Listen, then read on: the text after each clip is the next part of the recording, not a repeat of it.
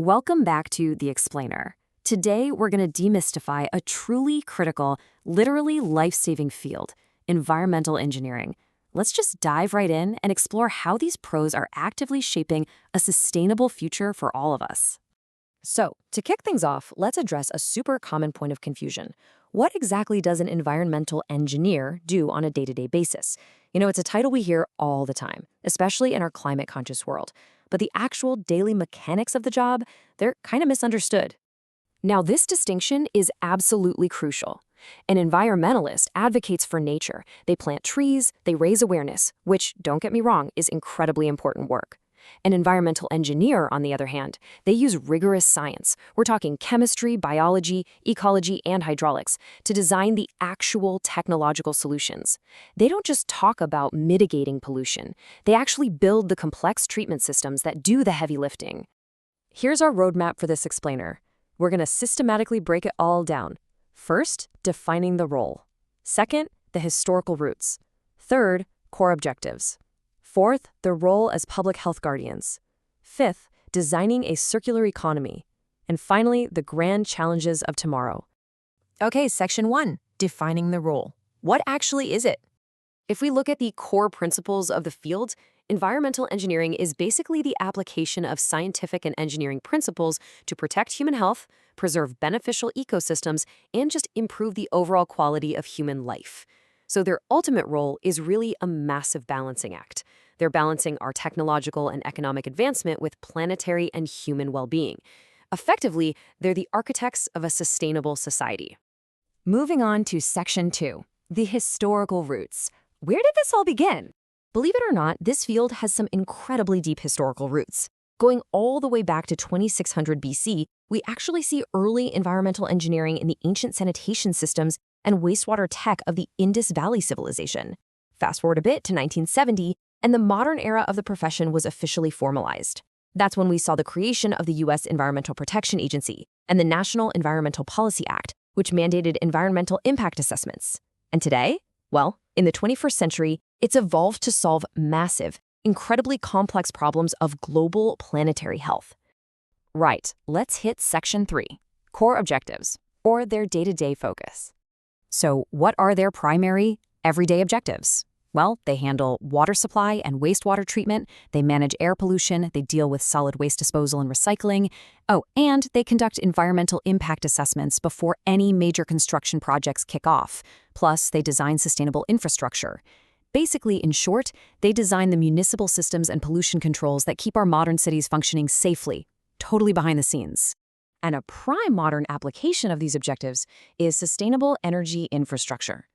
Environmental engineers play a huge role in making sure that green technologies, like massive wind turbines, are anchored to sound environmental principles and implemented with as little ecological disruption as possible.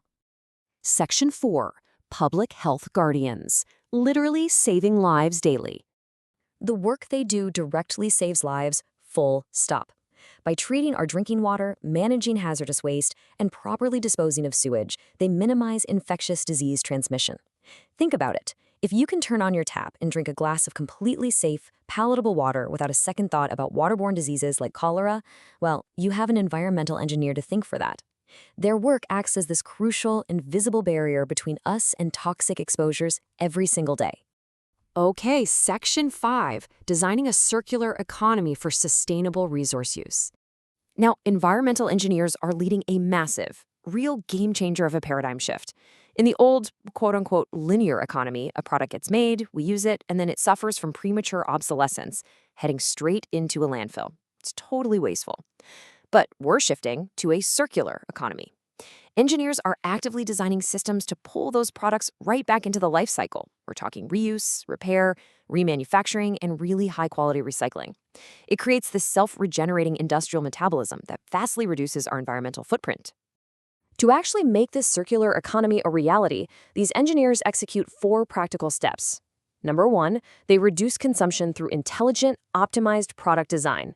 Number 2, they implement systems to easily reuse and repair products. 3, they remanufacture specific parts to extend their lifespan. And 4, they develop high-quality recycling and waste-to-energy conversion technologies. The whole goal is to keep materials flowing continuously, so we aren't constantly extracting brand new raw materials from the earth.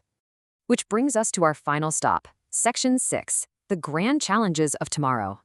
The national academies have actually identified some incredibly specific, grand challenges for the 21st century.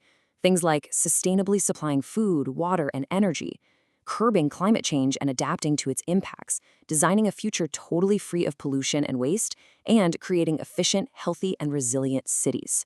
Environmental engineers are uniquely positioned to tackle these exact problems. They are literally the ones who are going to engineer our way out of these planetary crises.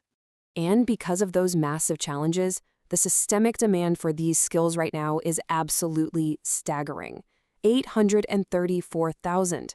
According to a recent Engineering UK report, that is the expected number of additional jobs in the clean energy, defense, digital, and green engineering sectors in the UK alone over just the next 5 years, leading up to 2030.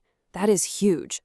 As Professor Sirbashir M. Al-Hashimi said regarding this upcoming demand, Engineers 2030 is not the end of a conversation. It is the beginning of change.